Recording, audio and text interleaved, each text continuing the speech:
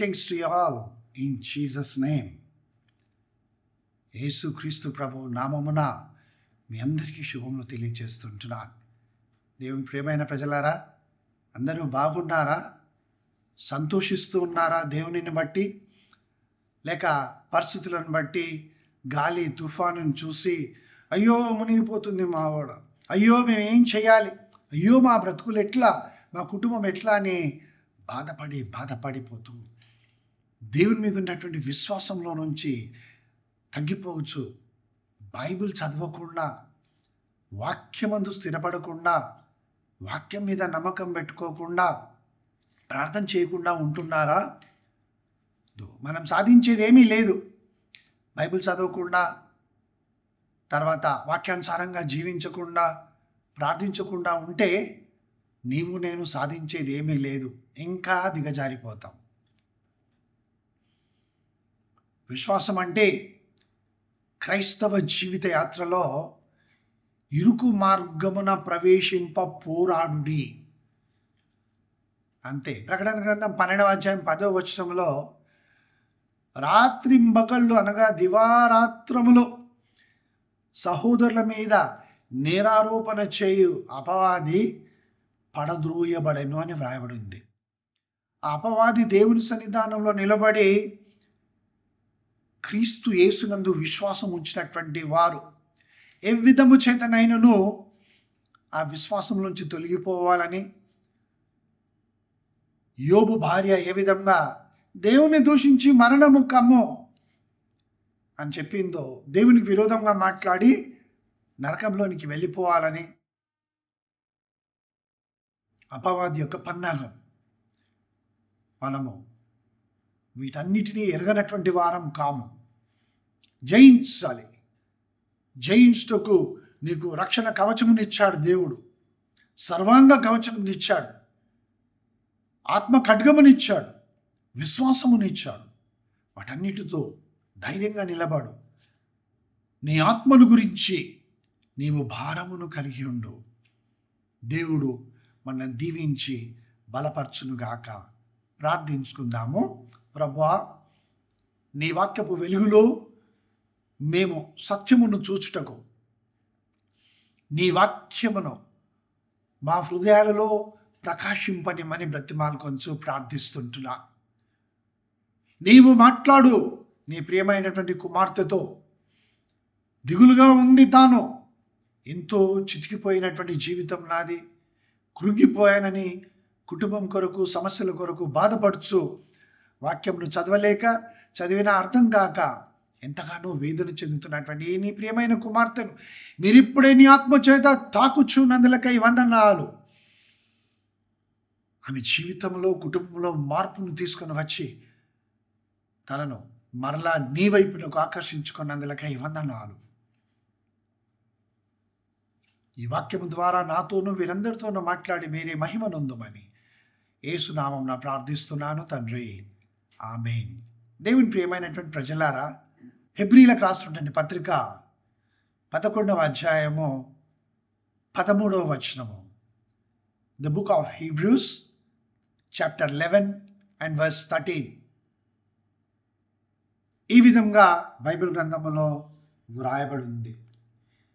వీరందరూ ఆ వాగ్దాన ఫలము అనుభవింపకపోయినను దూరము నుండి చూచి వందనము చేసి తాము భూమి మీద పరదేశులమును యాత్రికులమునై ఉన్నామని ఒప్పుకొని విశ్వాసము గలవారై మృతి పొందిరి.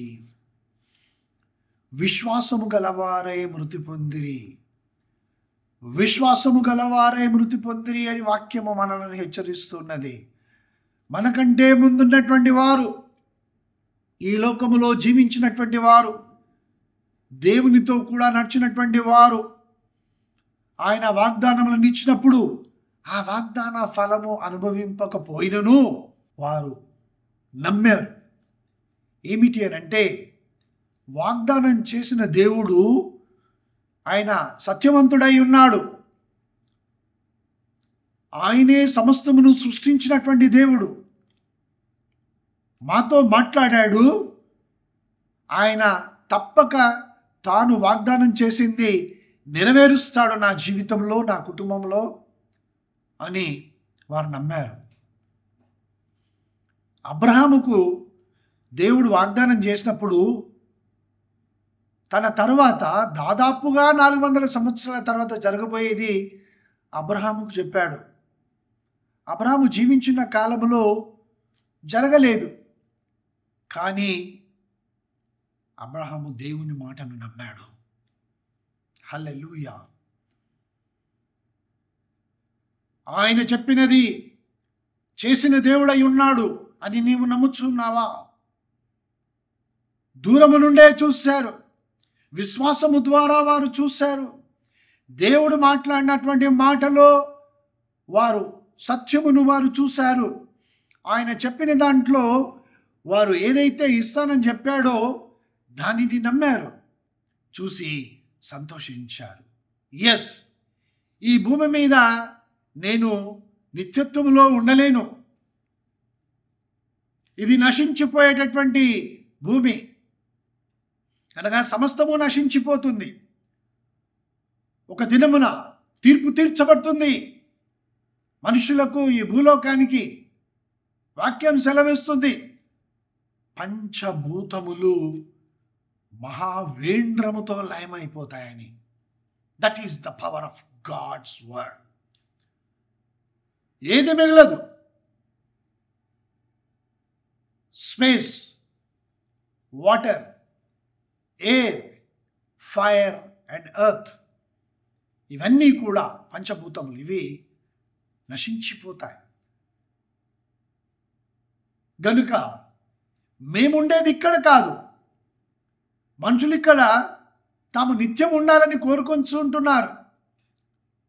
కొంతమంది అడిగారు నన్ను, పరలోకంలో ఏముంటుంది బ్రదర్ అక్కడ పోతే? దేవుడు మనకి ఇంత సంపాదించాడు కదా, ఇంత సంపాదిస్తున్నాను నేను, ఏం చేసుకోవాలి? తినాలి, త్రాగాలి, సంతోషించాలి కదా, మరి అది చేయకపోతే ఈ ధనం ఎందుకు నాకు అని అన్నారు. ఏ విధంగా ధనమును మనం ఉపయోగించాలో, ఏ విధంగా మన శరీరమునకు కావలసిన వాటిని మనం వేసుకోవాలో, కొనుక్కోవాలో అన్నీ బైబిల్ గ్రంథంలో దేవుడు చూపించాడు. కాబట్టి దేవుని ప్రియమైన ప్రజలారా, మనము యాత్రికులము, పరదేశులమై ఉన్నామనే నమ్మకమును కలిగి ఉండి, యేసు క్రీస్తు ప్రభు చనిపోయి పాతిపెట్టబడి మూడో దినమున తిరిగి లేచి ఆయన పరలోకమునకు ఆరోహణుడైపోయాడు కనుక, మృతులలో నుండి లేచినటువంటి ప్రథమ ఫలము ఆయనే. ఆయన వెనుక వరుసలో మనందరము ఉంటాం. ఆ నమ్మకము, నిశ్చయత కలిగినటువంటి వారమై, విశ్వాసము కలిగి మనము మృతి పొందాలి. విశ్వాసము గలవారమై, ఎక్కడికి వెళ్తానో ఏమో, ఈ ఆస్తి ఎంత ఏమైపోతుందో ఏమో, నా పెద్ద కూతురు ఇవన్నీ చూసుకుంటుందో లేదో, నా భార్య నన్ను జ్ఞాపకం చేసుకుంటుందో లేదో, ఇలా మదన పడుతూ బాధపడుతూ పడక మీద ప్రాణం విడవడం కాదు. ఇవన్నీ లోక సంబంధమైనవి దేవుడు నాకు ఇచ్చాడు.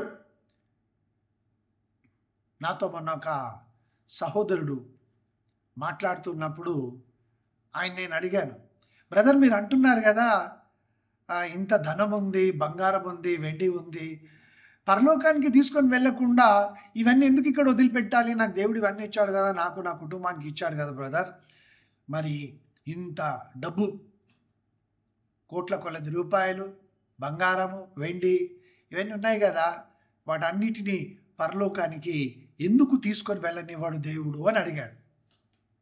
ఏం జవాబు చెప్పాలి?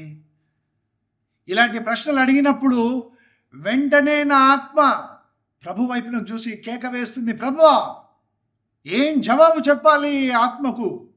నీవు మాట్లాడు ఈయనతో అని నేను దేవుడిని అడిగినప్పుడు వెంటనే దేవుడు నాకు తలంపు ఇచ్చాడు. బ్రదర్, నీవు ఈ భూమిని విడిచి వెళ్ళే దినమనగా, నీవు మరణించే దినమున నీ ధనమంతటిని తీసుకొని వెళ్ళడానికి, బంగారం అంతా తీసుకొని వెళ్ళడానికి నీకు దేవుడు సహాయం చేశాడనుకో, సంతోషిస్తావా? అరే అంతకంటే మించింది ఏం కావాలన్నా నాకు. అప్పుడు నేను అడిగాను, సరే ఈ డాలర్ల నోట్లు, రూపాయల నోట్ల కట్టలు, బంగారపు కడ్డీలన్నీ తీసుకొని వెళ్తా కదా, పరలోకానికి వెళ్ళిన తర్వాత నీవేం కొనుక్కుంటావు అని అడిగాను. ముందు పరలోకానికైనా వెళ్ళడు. ధనవంతుడు దేవుని రాజ్యంలో ప్రవేశించుట దుర్లభము. సూది బీజంలో ఒంటె దూరుట సులభమే, కానీ ధనవంతుడు దేవుని రాజ్యంలో దూరుట దుర్లభం అన్నాడు కదా. సరే ఒకందుకు అనుకుందాం, ఆఖరిలో ఆయన ఈ ధనము, డబ్బు వీటన్నింటినీ విడిచిపెట్టి పశ్చాత్తాపడి మరి పరలోకానికి వెళ్తే నేను తీర్పు తీర్చిన వాడని అవుతాను, కాబట్టి నేనేమి తీర్పు తీర్చలేను. అక్కడికి వెళ్ళిన తర్వాత నీవేమి కొనుక్కుంటావు అని. అవును కదా, అవును కదా, ఇది నాకు జవాబు చెప్పు. నీ డాలర్స్ తీసుకొని నువ్వు వెళ్తావు పరలోకానికి, ఏం కొనుక్కుంటావు అక్కడ? నీ బంగారం ఎవరికి ఇస్తావు? నీకు బంగారు పని చేయడానికి ఏం చేసుకుంటావు? నీ దాన్ని కంసాలి వాడు ఉంటాడా అక్కడ? నీ ధనమును ఎక్స్చేంజ్ చేయడానికి బ్యాంకులు ఉంటాయా పరలోకములో? ఏం చేసుకుంటావు అని నా హృదయంలో నేను దేవుని ప్రార్థన చేస్తాను. ప్రభా ఇతనితో మాట్లాడు ప్రభా, ఇతని హృదయంలో మార్పును తీసుకొని రా, ఈ ఆత్మను రక్షించు. ఇతడు ధనవంతుడై ఉన్నాడు, కానీ ఈ ధనమును నీ కొరకు సరైన విధంగా వినియోగించుటకు, తన చుట్టూ ఉన్నటువంటి వారి కొరకు ఆయన సహాయపడుటకు నీవు ఆశీర్వదించు, తన కుటుంబాన్ని దీవించమని నేను ప్రార్థన చేశాను. దేవుని ప్రియమైన ప్రజలారా, అందుకే అపోస్తులైనటువంటి పేతురు వ్రాసినటువంటి మొదటి పత్రిక 2వ అధ్యాయము 11వ వచనం, the first book of Peter chapter 2 and verse 11 Bible గ్రంథంలో ఈ విధంగా వ్రాయబడి ఉంది. ప్రియులారా, మీరు పరదేశులను యాత్రికులనై ఉన్నారు కనుక ఆత్మకు విరోధముగా పోరాడు శరీరాశలను విసర్జించి, దేవుని నామమునకు మహిమ కలుగును గాక. ఇదే మనము చేయవలసిన పోరాటం, ఇదే. ఆత్మకు విరోధముగా పోరాడు శరీరాశలను మనం ఏం చేయాలి? విసర్జించాలి. చాలామంది మంచి ఉచిత సలహా ఇస్తూ ఉంటారు. జలుబు చేసింది అనుకోండి, అయ్యో బాగా జలుబు చేసిందా అంటే స్నేహితులు, బాగా జలుబు చేసిందా, ఇంతకుముందు నాకు కూడా అలా జలుబు చేసినప్పుడు నేను ఇంత ఆల్కహాల్ తీసుకొని ఆ పలానా తిన్నాను, నేను తగ్గిపోతుంది అనగానే ఈ విన్నటువంటి ఆయన విసర్జించాడు ఇంతకుముందు. ఇప్పుడు మళ్ళీ స్నేహితుడు చెప్పాడు కనుక, బంధువు చెప్పాడు కనుక, తన పై అధికారి చెప్పాడు కనుక వెళ్ళి మళ్ళీ ఏం చేస్తాడు? అంతవరకు తాగకుండా ఉన్నటువంటి ఆయన మరలా ప్రారంభించాడు, విసర్జించిన దానిని మరలా తీసుకున్నాడు. దానినే పేతురు భక్తుడు మానవుని యొక్క స్వభావమును పందితోనూ కుక్కతోనూ పోల్చాడు. ఎప్పుడూ కూడా ఈ శరీర ఆశలు ఆత్మకు విరోధంగా పోరాడుతుంటాయి. అందుగురించి యేసుప్రభు చెప్పాడు కదా, మీరు ఇరుకు మార్గమున పోరాడుటకు మీరు ఎప్పుడూ స్థిరంగా ఉండండి, బలవంతులై ఉండండి. క్రీస్తు యేసునందలి కృపచేత బలవంతులై ఉండండి. నేను చెయ్యను, ఈ నికోటిన్ విషయంలో నేను చచ్చినవాడనే. 1999వ సంవత్సరము జూన్ నెల 7వ తారీఖు రోజు రాత్రి నేను సిగరెట్ తాగాను. అంతవరకు నేను ఎప్పుడు నా 2 చేతుల్లో సిగరెట్ ఉండాల్సిందే. 1999 జూన్ నెల 8వ తారీఖు ఉదయంలోనే లేచి ఇంట్లో ఎక్కడెక్కడ సిగరెట్ పీకలు ఉన్నావో, మళ్ళీ దొరుకుతావో లేవో అన్నీ దాచిపెట్టేవాడిని అక్కడ మూలలో. వాటన్నిటిని తీసి ఆ యొక్క చెత్తబుట్టలో వేసి పారవేశాను. I was dead, I died for nicotine. అంతే. ఇంతవరకు మళ్ళీ నాలోనికి ఆ యొక్క పొగ ఎప్పుడూ ప్రవేశించడానికి నేను అనుమతించలేదు.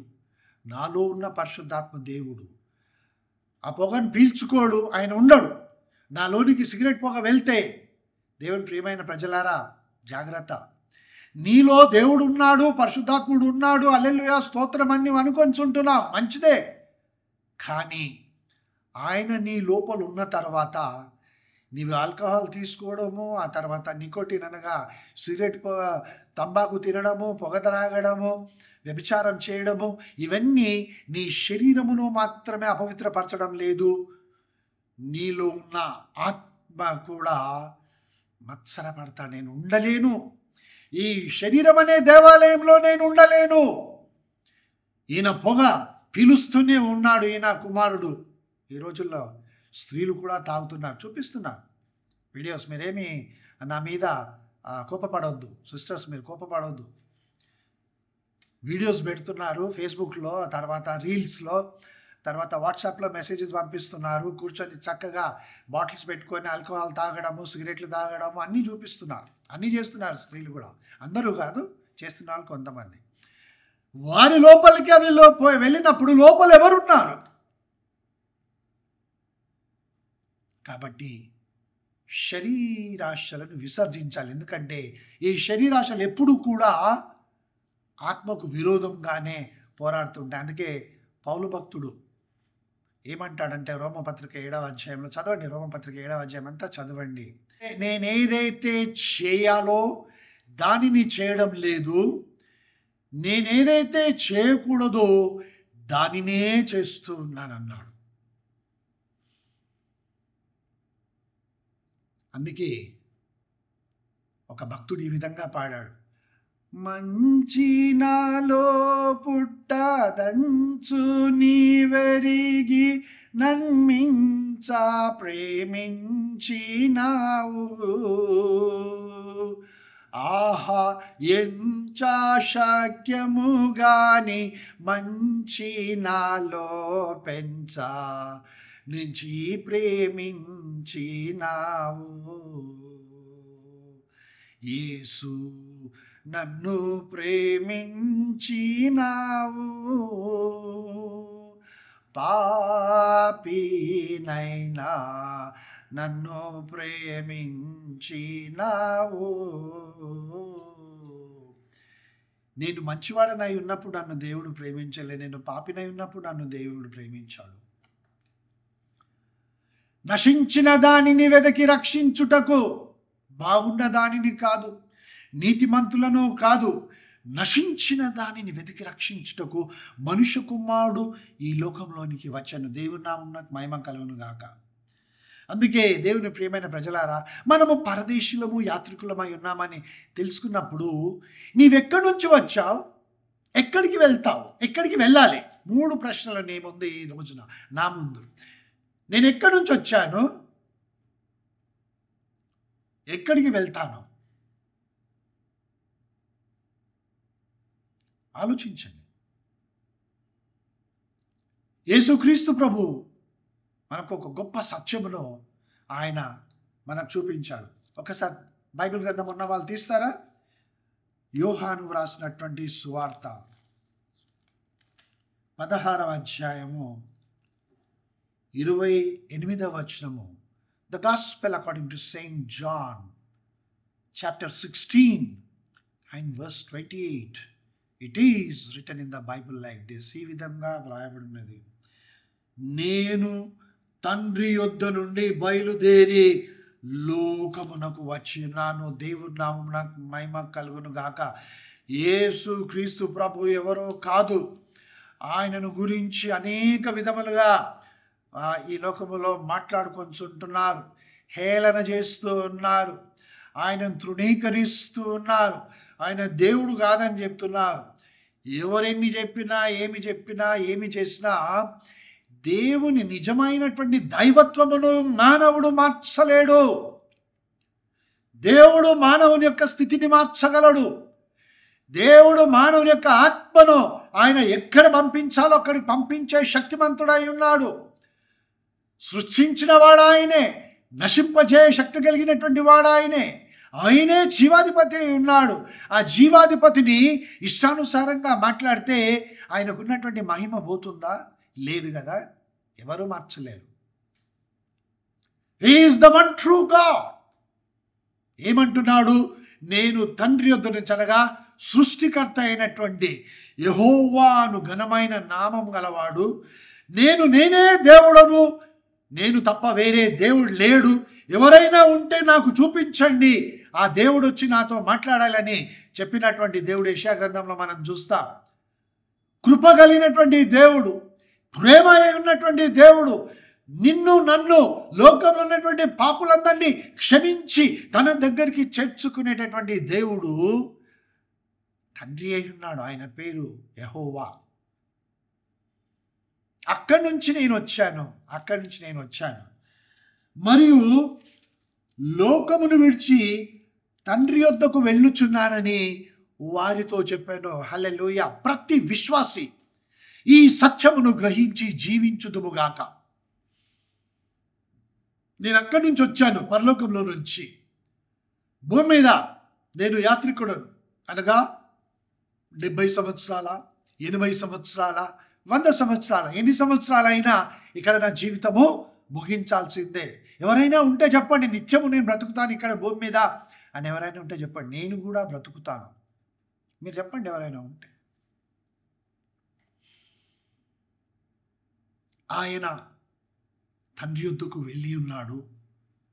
ఆత్మస్వరూపే నీ హృదయములో ఆయన ఉన్నాడు. కాబట్టి దేవుని ప్రియమైనటువంటి ప్రజలారా,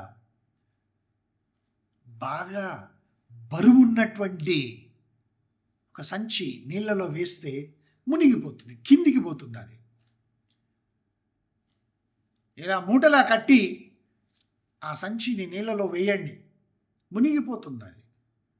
అదే ఖాళీగా ఉన్న సంచిని నీళ్ళలో వేయండి, మీరు కింద ముంచినా అది పైకి తేలుతుంది.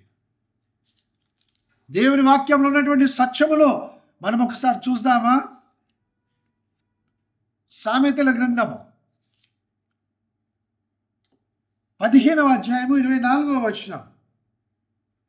Proverbs chapter 15 and verse 24. Bible గ్రంథములో ఈ విధంగా వ్రాయబడింది: క్రిందనున్న పాతాళమును తప్పించుకొనవలనని బుద్ధిమంతుడు పరమునకు పోవు జీవ మార్గమున నడుచుకొనును. బుద్ధిమంతుడు, బుద్ధిమంతురాలు, దేవునికి ఇష్టులైనటువంటి వారు నక్షత్రముల వలె, జ్యోతుల వలె ప్రకాశిస్తారు. వారు ఏమి కోరుకుంటారంటే, ఈ లోకంలో ఉన్న మాలిన్యము నాకు అంటకుండా నా ప్రభు అయిన యేసు క్రీస్తు ప్రభు చిందించినటువంటి ఆ యొక్క ప్రశస్తమైన రక్తం, అనగా ఆయన ప్రాణము చేత నేను విమోచింపబడి ఉన్నాను. ఆయన నన్ను కొనుక్కున్నాడు, వెల చెల్లించి అపవాది పాపములో నుంచి నన్ను కొనుక్కున్నాడు. ఆయన కొనుక్కొని నన్ను ఆయన తన బిడ్డనుగా చేసుకున్నాడు. ఎక్కడికి వెళ్ళాలి మనము? కృతజ్ఞత కలిగి ఉంటే, ప్రభువా, నిత్య నరకములో నేను పడి నశించిపోవలసినటువంటి వాడని నేను, కానీ నీ మితిలేని ప్రేమ చేత నాలో మంచి ఏమీ లేకున్నా, there was no good in me, nothing was good in me. Even then, you came in search of me and you came into the uttermost parts of the hell where I was. You searched for me in hell. You drawn me out of the hell, paid the price for me on the cross and redeemed me. This is my faith. ఏ స్నేహితుడు నాకు support చేయలేదు, ఏ pastor గారు నాకు వారు సహాయం చేయలేదు, ఎవరు కూడా నన్ను ఆదరించలేదు, కానీ ధైర్యపరచలేదు, కానీ పరలోకం వైపునకు మార్గం చూపించలేదు, కానీ ఇంకా నరకంలోనికి వెళ్ళేటట్లుగానే చేశారు. అవమానించారు, బాధించారు. వీడు బాగుపడడు, వీడి విధమైనటువంటి జీవితం జీవిస్తూ ఉన్నాడు. వారంతా నీతిమంతులు, నేనొక్కనే పాపిని. కానీ దేవుడు నన్ను వెతికి రక్షించాడు. వారందరూ చనిపోయారు. ఇప్పుడు ఎక్కడున్నారో నాకు తెలియదు. నేను మాత్రం జీవించి ఉన్నాను. నిత్యము జీవిస్తానని కాదు, నా ప్రభువు నన్ను పిలిచేటంత వరకు ఇక్కడ నేను నిత్య జీవమును కలిగి ఉంటాను. ఆ తర్వాత అక్కడ పరలోకములో నేను శాశ్వతమైనటువంటి విధంగా దేవునితో కూడా ఉంటాను. నేను ఎప్పుడు ఎల్లకాలము నా ప్రభుతో కూడా ఆయన సన్నిధిలో ఉంటాను. That's my faith. That's what Jesus told me in the word of God. దేవుని వాక్యంలో అదే నాకు చెప్పాడు. కాబట్టి be wise, do not go down, strive to go up. పరమనున్న జీవ మార్గంలో నడు, పాతాళంలోనికి కాదు. దేవుని ప్రియమైనటువంటి ప్రజలారా, యేసుక్రీస్తు ప్రభు చెప్పాడు, పాతాళము కానీ నరకం కానీ నువ్వు దేంతో మాట్లాడినా అది నీ కొరకు నా కొరకు సృష్టింపబడలేదు అనేది గొప్ప సత్యం. ఎంతమంది నమ్ముతారు ఈ మాటను? నేను చూపిస్తాను వాక్యాన్ని. ఎవరి గురించి సిద్ధపరచబడి ఉన్నదో యేసుప్రభు చెప్పినటువంటి మాటల్లోనే నేను చూపిస్తాను. మత్తయి సువార్త 25వ అధ్యాయము 41వ వచనం. Matthew's gospel chapter 25 and verse 41. అప్పుడు ఆయన ఎడమ వైపున ఉన్నవారిని చూచి, శపింపబడిన వారులారా, నన్ను విడిచనగా యేసు ప్రభువును విడిచి అపవాదికి వాని దూతలకును సిద్ధపరచబడిన నిత్యాగ్నిలోనికి పోవుడి. నిత్యం ఉండే అగ్ని, నిత్యము కలిగి ఉండే జీవము. నిత్య జీవము అక్కడ దేవుని దగ్గర ఉంది. దేవుడే జీవమై ఉన్నాడు. నిత్య అగ్ని, నరకము అక్కడ ఉంది. ఎవరి కొరకు అది సిద్ధపరచబడింది? అపవాదికి వాని దూతల కొరకు చాలామంది అడుగుతారు, దేవుడు ప్రేమ గలవాడా?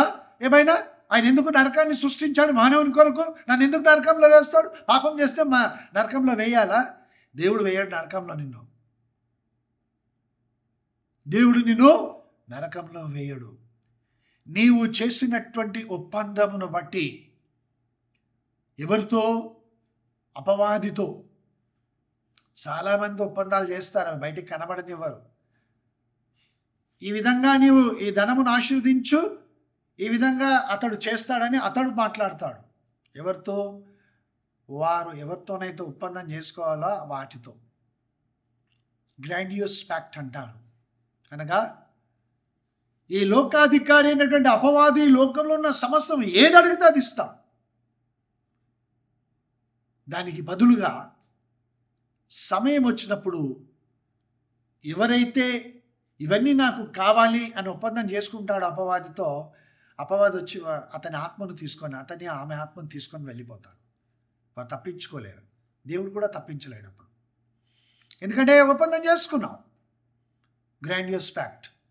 డాక్టర్ ఫాస్టస్ 15వ శతాబ్దంలో జర్మనీ దేశంలో మరి ఇది వ్రాయబడింది. డాక్టర్ ఫాస్టస్, మీరు చాలామందికి మీలో తెలిసి ఉండవచ్చును. ఆయన గొప్ప ఫిజిషియన్, చాలా మంచి పలుకుబడి కలిగినటువంటి వాడు, ఎంతో తెలివి గల అతను. తాను చేస్తున్నటువంటి పనులన్నింటినీ కూడా చూసి ఇంకా ఏదో తాను పొందలేకపోతున్నానని ఆలోచిస్తూ ఉంటే అపవాది దగ్గర నుంచి ఒక దూత వచ్చి చెప్తుందన్నమాట, నీకు ఇంకా ఏం కావాలి, నువ్వు ఇలా చేస్తే ఇస్తాడు అంటే. అప్పుడు ఈ ఫాస్టస్ అనేటటువంటి డాక్టరు, సరే నేను ఒప్పుకుంటాను అని అన్నప్పుడు అపవాది దూత కూడా చెప్తుంది, దయచేసి ఒప్పుకోకు, నీవు ఆ స్థలంలోనికి వచ్చిన తర్వాత నువ్వు అక్కడ ఉండలేవు, అది నీ కొరకు కాదు అని అపవాది దూతనే ఈ డాక్టర్ ఫాస్టస్తో చెప్తుందట. అయినా కానీ ఈయన అపవాదితో ఒప్పందం చేసుకొని తన జీవితంలో ఏది కావాలంటే అది పొందాడు. ఇది కావాలంటే ఆయనకు దొరికింది. దేని మీద చేతి? చాలామంది అంటారు పట్టిందల్లా బంగారం. అలా జరిగిపోతుందన్నమాట. అతను ఏది చూస్తే తనకు కావాల్సిందే. ఇలా జీవితాన్ని అనుభవించిన తర్వాత ఇంకా అతని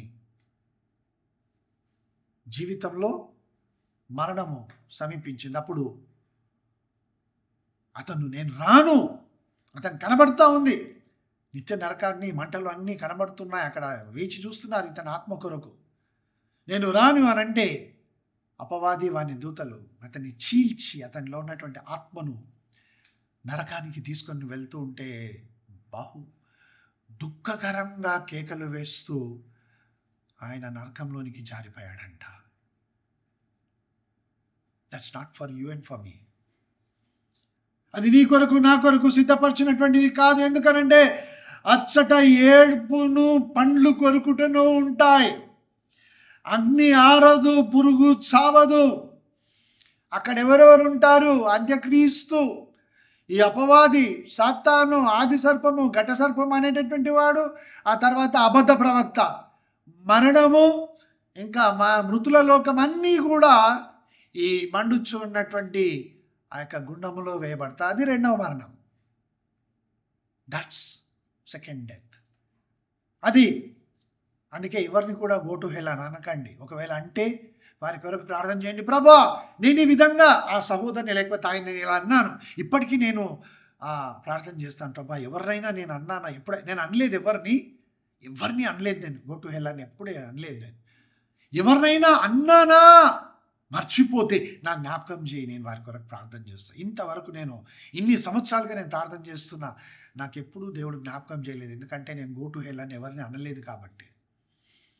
don't say go to hell, to hell with it అని కూడా అనకండి. దెన్ హెల్ అని కూడా అనకండి. మీరు ఆ నరకమును భరించలేరు అని యేసుప్రభు చెప్తూ ఉన్నాడు. నేను చెప్పాను, అంత్యక్రీస్తు, ఇంకా అపవాది, ఆ తర్వాత అబద్ధ ప్రవక్త, మరణము, మృతుల లోకము, వీరందరూ కూడా ఆ మండుచున్నటువంటి అగ్నిగుండంలో వేయబడతారు. ఇంకా ఎవరు వేయబడతారు? మనము రెవల్యూషన్, ప్రకటన గ్రంథము 19వ అధ్యాయం 20వ వచనాన్ని మనము చూద్దాం. అప్పుడు ఆ మృగమును దాని ఎదుట సూచక్రియలు చేసిన దాని ముద్దను వేయించుకొని వారిని, ఆ మృగపు ప్రతిమకు నమస్కరించిన వారిని మోసపరిచిన అబద్ధ ప్రవక్తయు పట్టబడి వారిద్దరూ గంధకముతో నుండు అగ్నిగుండములో ప్రాణముతోనే వేయబడిరి.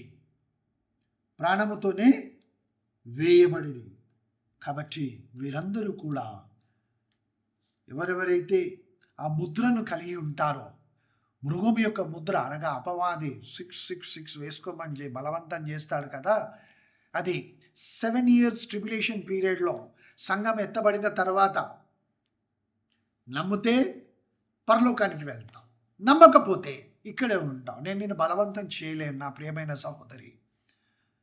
ఎక్కడుంది బైబిల్లో?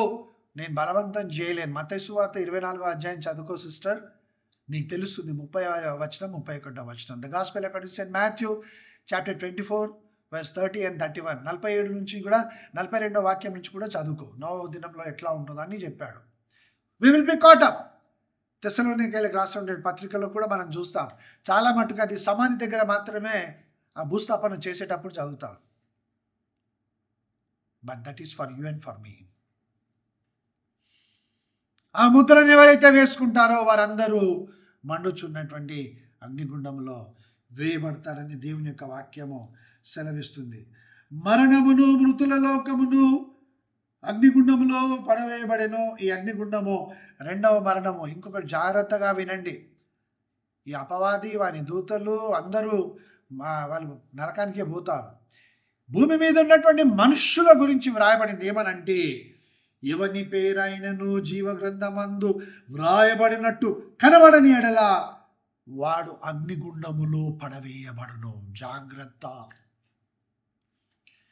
నీ పేరు జీవగ్రంథములో వ్రాయబడి ఉన్నదా లేదా? నీవు దేవుని బిడ్డగా జీవిస్తున్నావా లేదా? క్రీస్తు యేసు చేసినటువంటి రక్షణ కార్యంలో నీవు ముందుకు సాగిపోతున్నావా, లేకపోతే ఆయన రక్షణ కార్యంను తృణీకరిస్తూ ఉన్నావా? యేసు క్రీస్తు ప్రభువే నా కొరకు చనిపోయి పాతిపెట్టబడి మూడవ దినం తిరిగి లేచాడు.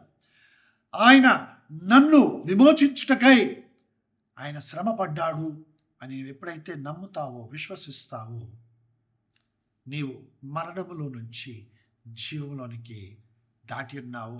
దాటించేది యేసుక్రీస్తు ప్రభువే. కాబట్టి నీ పేరు జీవ గ్రంథమందు వ్రాయబడి ఉన్నదా లేదా? పాట పాడతాం కదా, ఇప్పుడు పాడతలేరు ఎవరు, ఎందుకంటే రాదు కాబట్టి, ఇష్టం లేదు ఇలాంటి పాటలు.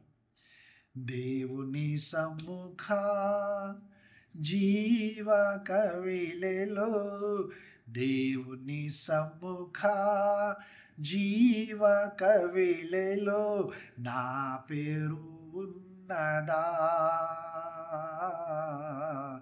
నీ పేరు ఉన్నదా. కవళిలో అని పాడతారు, కవళి కాదు, కవిళే. కవిళే అంటే పుస్తకము. బైబిల్ను వెతకండి, మీకు కవిళే అని వ్రాయబడి ఉంటుంది కీర్తనలలో. కవిళే అంటే పుస్తకం. ఆ పుస్తకములో పేరు వ్రాయబడి ఉందా లేదా అని దేవుణ్ణి అడుగు, తప్పక ఆయన చూపిస్తాడు. తలలు వంచి ప్రార్థించుకుందాం. ప్రేమగల తండ్రి, మీకు వందనాలు ప్రభా. యాత్రికుడను, పరదేశినై ఉన్నాను. ఈ లోకంలో ఉన్నటువంటి మాలిన్యం తప్పించుకున్నకు నీ ప్రశస్తమైన రక్తమును, నీ పరిశుద్ధాత్మ శక్తిని నేను వేడుకొంచుంటున్నాను. నేను ఏది చేయాలో చేయడం లేదని, చేయకూడదు చేస్తూ ఉన్నానని ఒప్పుకొనుచు, అలా కాకుండా నీ చిత్తానుసారంగా ప్రవర్తించటకు నాకు నేర్పించు. ఈ వాక్యం వినినటువంటి వారిలో ఒక్కరైనను యొక్క మండుచున్నటువంటి అగ్నిగుండమును తప్పించుకొని, ఇది నా కొరకు కాదు, ఇది అపవాది వాని దూతల కొరకు సిద్ధపరచినటువంటిదని తప్పించుకొని నిత్య జీవము కలిగి పరలోకంలోనికి రావడానికి నిశ్చయించుకొని నిన్ను రక్షకునిగా అంగీకరించే అనుభవంలో ప్రతి ఒక్కరిని మీరు ఆస్వాదించి నడిపించమని యేసుక్రీస్తు ప్రభు నామమున ప్రార్థించి వేడుకొంచున్నాను తండ్రి. ఆమేన్, ఆమేన్. Praise the Lord sister, praise the Lord brother. మీరు నేను మనం ఎప్పుడు కూడా ఈ టీవీ ద్వారానే కలుసుకోవడం, కానీ పర్సనల్గా ఎప్పుడు కలుసుకునేది లేదు. అందుకే నేనేం చెప్తానంటే పరలోకంలో కలుసుకుందాం. ప్రైజ్ ద లార్డ్, హల్లెలూయా. పరలోకంలో కలుసుకుందాం మనందరం. God bless you.